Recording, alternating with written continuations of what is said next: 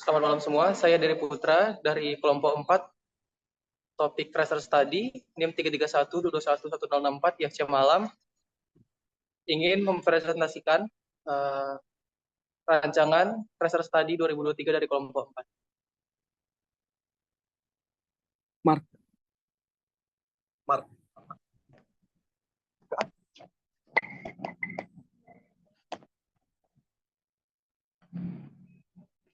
Yang pertama, deskripsi. Sistem Tracer Study adalah sistem yang digunakan untuk melacak karir dan perkembangan alumni dari sebuah institusi pendidikan setelah mereka lulus.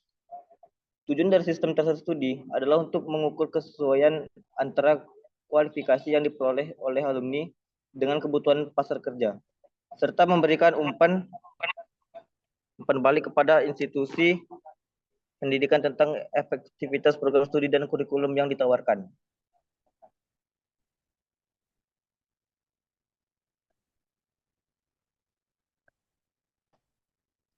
Tujuan. Yang pertama, memantau dan mengevaluasi hasil pendidikan dan pelatihan yang diterima oleh lulusan perguruan tinggi. Yang kedua, mengetahui kualitas dan relevansi pendidikan dengan kebutuhan pasar kerja. Yang ketiga, memberikan umpan balik bagi pengambil dan kebijakan perguruan tinggi dalam meningkatkan kualitas pendidikan dan pelatihan. Yang keempat, membantu lulusan dalam memperoleh pekerjaan atau kesempatan untuk melanjutkan pendidikan. Dan yang terakhir, mengembangkan jejaring atau jaringan alumni untuk meningkatkan ketertiban mereka dalam kegiatan dan perkembangan perguruan tinggi. Untuk manfaatnya, yang memberikan informasi tentang kualitas dan relevansi pendidikan dengan kebutuhan pasar kerja, sehingga dapat membantu perguruan tinggi dalam meningkatkan kualitas pendidikan dan pelatihan. Yang kedua, menjadi acuan bagi calon mahasiswa dalam memilih perguruan tinggi yang tepat dan program studi yang sesuai dengan minat dan bakat mereka. Yang ketiga, memberikan umpan balik perguruan tinggi dalam mengembangkan kurikulum dan program pendidikan yang lebih sesuai dengan kebutuhan pasar kerja. Yang keempat, memberikan informasi yang berguna bagi lulusan dalam mencari pekerjaan atau kesempatan untuk melanjutkan pendidikan. Dan yang terakhir, meningkatkan keterlibatan alumni dalam kegiatan dan perkembangan perguruan tinggi, sehingga dapat membantu dalam pengembangan institusi. Untuk bagian kebutuhan fungsional, yang pertama itu sistem harus dapat menyimpan data alumni dengan aman dan akurat. Dan yang kedua, sistem harus dapat mengirimkan kuesioner atau pedoman wawancara ke alumni dengan cara efektif. Yang ketiga, sistem harus dapat mengolah data kuesioner atau pedoman wawancara dengan cepat dan akurat. Yang keempat, sistem dapat menghasilkan laporan yang memberikan informasi yang bermanfaat untuk evaluasi kualitas pendidikan dan kualitas lulusan. Yang keempat, sistem harus mudah digunakan dan diakses oleh administrator, alumni, dan perusahaan atau pembuka lowongan kerja. Dan yang terakhir, sistem harus dapat memenuhi persyaratan keamanan data yang ditetapkan.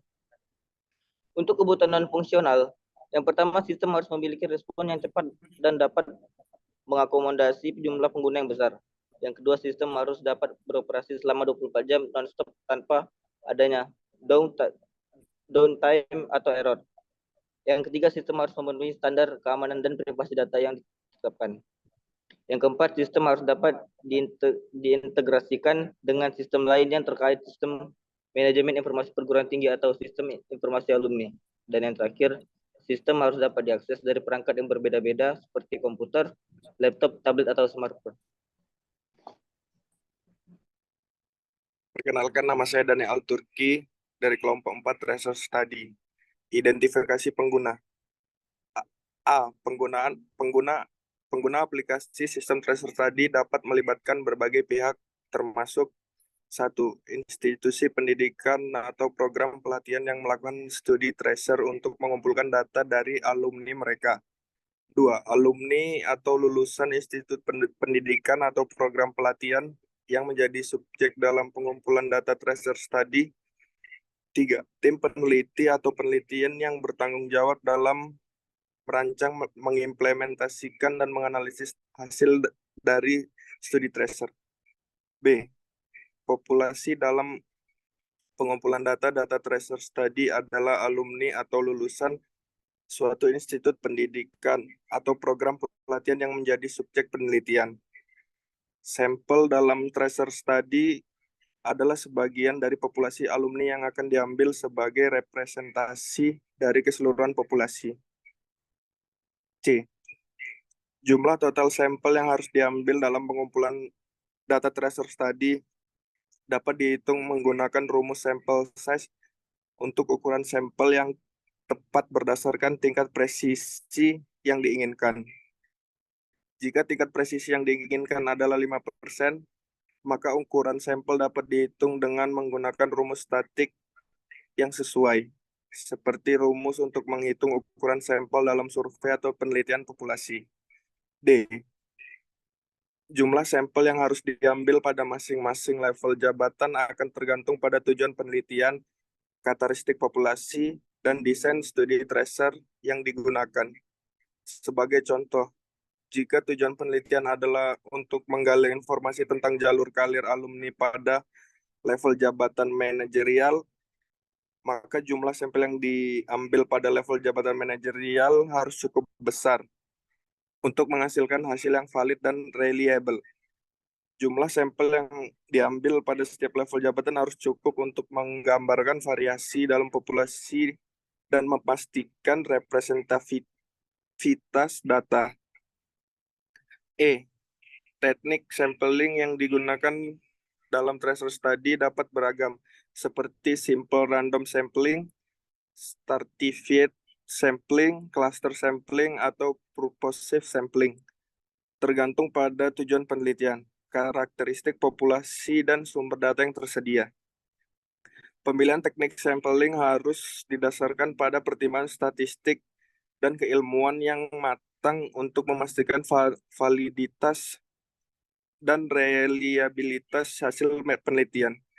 Misalnya sampel random sampling dapat digunakan jika populasi alumni homogen dan relatif kecil, sedangkan stratified sampling dapat digunakan jika populasi alumni memiliki variasi yang signifikan dalam hal karakteristik seperti program studi, tahun lulus, atau level jabatan. F. Instrumen yang digunakan dalam pengumpulan data tracer study dapat bervariasi, tergantung pada tujuan penelitian dan jenis data yang ingin dikumpulkan. Beberapa instrumen yang umum digunakan dalam tracer study antara lain: 1. Kuesioner atau wawancara struktur dengan pernyataan terstruktur yang dirancang untuk menggali informasi tentang profil alumni. Pekerjaan, ini jalur karir, pendapatan, atau kepuasan kerja.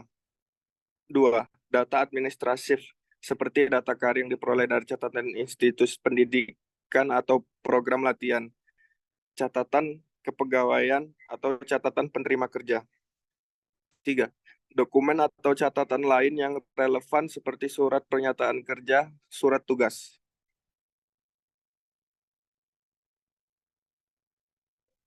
Teknik pengumpulan data. Yang pertama, observasi. Observasi proses melibatkan peneliti dalam mengamati secara langsung proses pengembangan aplikasi tracer studi, mulai dari perencanaan, pengembangan, pengujian hingga implementasi. Peneliti dapat mengamati bagaimana tim pengembang bekerja, mengikuti langkah-langkah pengembangan aplikasi, serta mengamati kendala atau tantangan dalam proses pengembangan aplikasi tracer studi.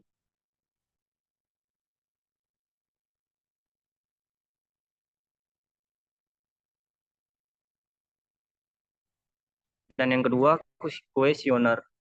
Kuesioner terstruktur menggunakan kuesioner yang telah dirancang secara terstruktur dengan pertanyaan-pertanyaan yang telah ditentukan sebelumnya. Kuesioner terstruktur dapat berisi pertanyaan tertutup dengan pilihan jawaban yang telah ditentukan sebelumnya, serta dapat digunakan untuk mengumpulkan data kuantitatif yang dapat dianalisis secara statistis.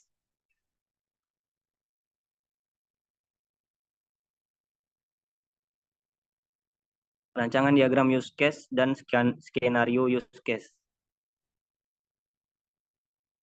Yang pertama, diagram use case. Diagram use case adalah diagram yang menggambarkan interaksi antara pengguna dan sistem dalam bentuk use case atau aktivitas. Diagram ini menjelaskan apa yang harus dilakukan oleh pengguna dalam sistem untuk mencapai tujuan tertentu. Diagram use case dapat membantu developer dan stakeholder untuk memahami dan memvisualisasikan proses, dan fitur-fitur dalam sistem tracer studi secara keseluruhan.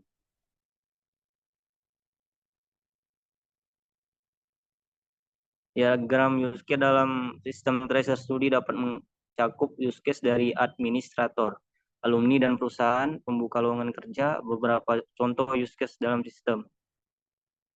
Yang pertama, alumni mengisi kuesioner atau wawancara secara online. 2, administrator memasukkan data alumni dalam sistem. 3, administrator melihat laporan hasil survei alumni. Yang keempat, perusahaan atau pembuka lowongan kerja melihat profil alumni dalam sistem. 2, skenario use case. Skenario use case adalah deskripsi rinci tentang bagaimana sebuah use case dijalankan oleh pengguna dan sistem dalam situasi yang berbeda. Skenario use case menjelaskan interaksi dan proses dari awal hingga akhir dan dapat membantu developer untuk memahami dan merancang implementasi sistem secara lebih terperinci. Contoh skenario use case dalam sistem tracer studi adalah sebagai berikut. Pertama, alumni mengakses halaman survei dalam sistem, mengisi semua pertanyaan dan menekan tombol submit. Administrator memasukkan data alumni ke dalam sistem, memeriksa kebenaran data yang dimasukkan dan menyimpannya ke dalam database. Ketiga, perusahaan atau pembuka lowongan kerja mengakses profil alumni dalam sistem, melihat data pribadi dan informasi tentang latar belakang pendidikan dan membuat keputusan untuk menghubungi alumni atau tidak.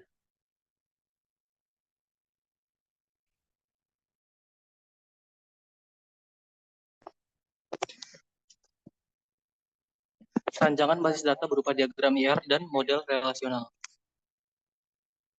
Rancangan basis data dalam sistem tracer study mencakup diagram entity relationship atau IR dan model relasional yang digunakan untuk memodelkan entitas dan hubungan antara entitas dalam sistem. Berikut adalah penjelasan singkat tentang rancangan diagram IR dan model relasional dalam sistem tracer study. 1. Diagram entity relationship atau IR. Diagram IR digunakan untuk menggambarkan hubungan antara entitas dalam sistem. Entitas adalah objek yang disimpan dalam database, seperti alumni, pekerjaan, dan perusahaan. Diagram IR membantu untuk memvisualisasikan dan menggambarkan hubungan antara entitas dan atribut yang dimiliki oleh setiap entitas.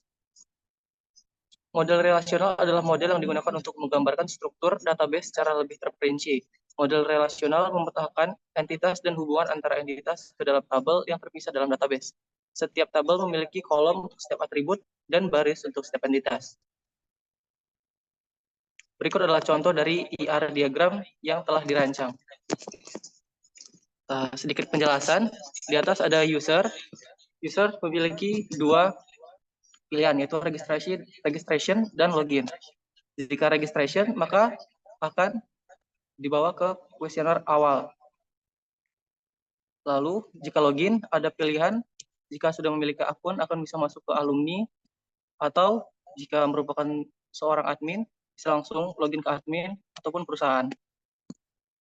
Beberapa atribut yang berhubung ke alumni seperti contohnya NIK, IPK, kelamin, email, password, nomor telepon, prodi, nama, dan NIM.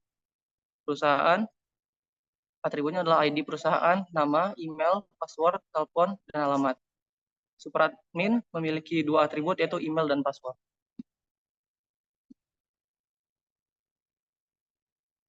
Oke. Begitu saja sekian dari presentasi kami. Terima kasih atas perhatiannya. Assalamualaikum warahmatullahi wabarakatuh.